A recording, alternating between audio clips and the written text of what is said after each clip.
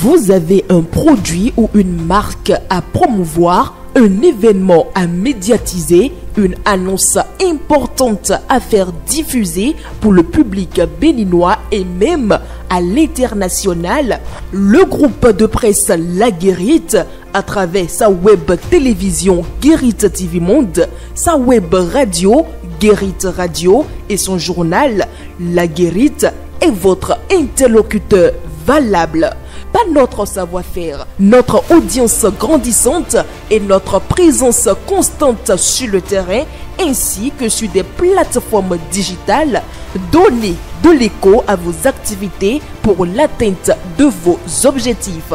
Reportages, comptes rendus, publi-reportages, spots publicitaires, magazines, interviews, bandes défilantes sont entre autres offres du large éventail que nous vous proposons pour une communication percutante et efficiente. À vous donc de jouer en nous contactant dès maintenant par appel direct et par WhatsApp au plus 229 01 97 26 26 111.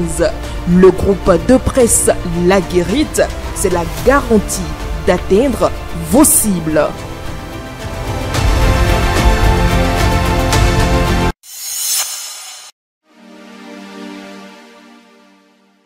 Amis internautes de Guérite TV Monde, lecteurs de Matin Libre, bonjour. Bienvenue dans la revue des titres de votre quotidien en sa parution de ce mardi 6 mai 2025. Élection générale de 2026, code électoral des confessions religieuses abdiquent. Si elles ont plaidé à travers plusieurs démarches pour une relecture du code électoral en vue des élections apaisées et transparentes en 2026, les leaders religieux réunis au sein du cadre de concertation des confessions religieuses n'en feront pas davantage.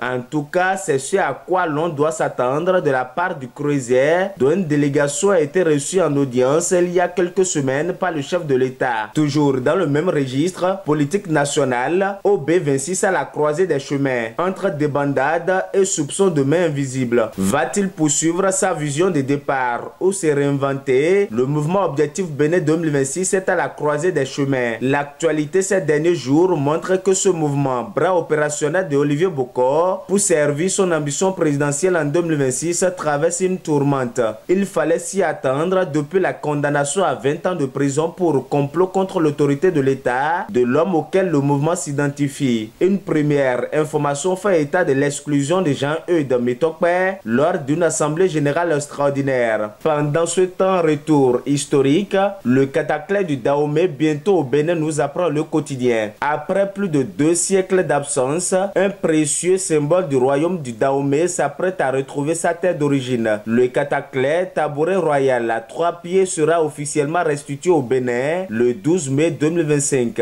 L'avant-dernier titre à la une de votre quotidien, les prix des matières premières en chute, aubaine ou danger pour les économies en développement, s'interroge mon confrère. En attendant de connaître une réponse à cette interrogation, commune de Segbana, un homme meurt noyé, nous apprend le quotidien Matin Libre. Un homme, la trentaine environ, a été retrouvé sans vie dans le barrage, dans le village de Kambara, arrondissement de Liboussou, commune de Segbana, département de la Liboré. La découverte a été faite dans la matinée du dimanche 4 mai 2025. Son corps a été aperçu flottant à la surface. Le chef d'arrondissement de Liboussou a confié que la victime souffrait d'épilepsie. Il est fortement probable qu'une crise l'ait surpris alors qu'il était dans l'eau, entraînant sa noyade. Et c'est sur cette triste nouvelle que nous refermons la revue des titres de votre quotidien. Merci de nous avoir suivis. À demain.